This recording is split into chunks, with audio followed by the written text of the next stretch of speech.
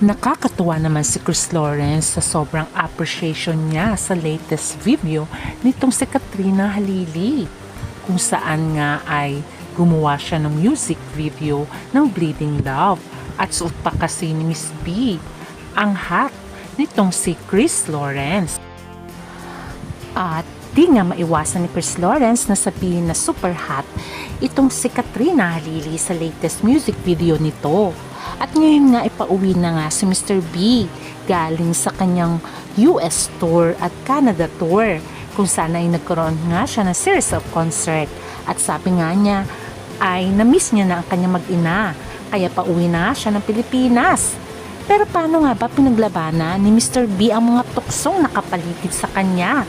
Alam naman natin performer siya at maraming babaeng nagkakagusto. At ito nga ang revelation ni Mr. B.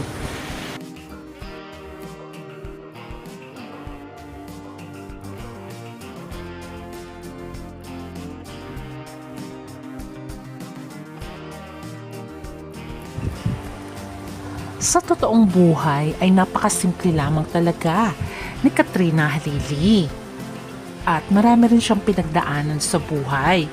Kaya naman napamahal talaga ng todo si Chris Lawrence sa kanya.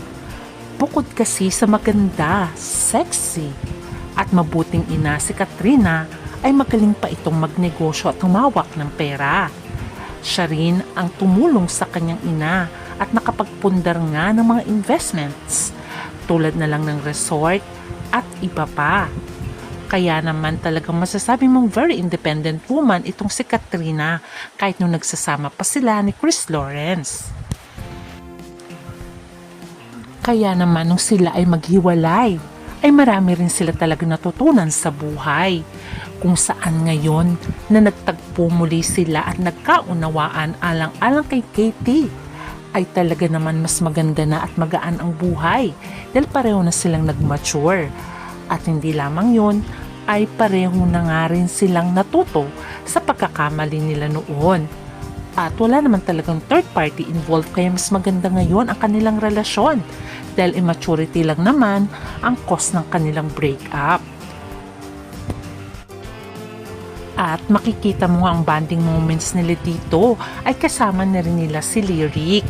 At kung gaano naman tinanggap ni Katrina si Lyric, kahit anak pa ito ni Chris Lawrence sa iba. Pero minahal din ni Katrina si Lyric na parang tunay niyang anak.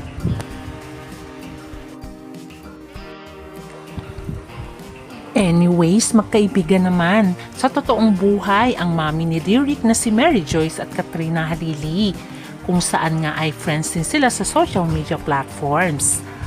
At syempre, itong si Chris Lawrence, paano niya kaya naiiwasan ang tukso pag nasa ibang bansa siya? At eto nga ang kanyang revelation. Tulad nga ng sinabi ni Chris Lawrence sa kanyang live, ay nag-promise siya kay Miss B na maging good boy siya, kaya hindi siya ganong umiinom. Alam naman natin kasi tuwing concert ni Mr. B ay marami rin talagang magagandang mga nanonood sa kanya.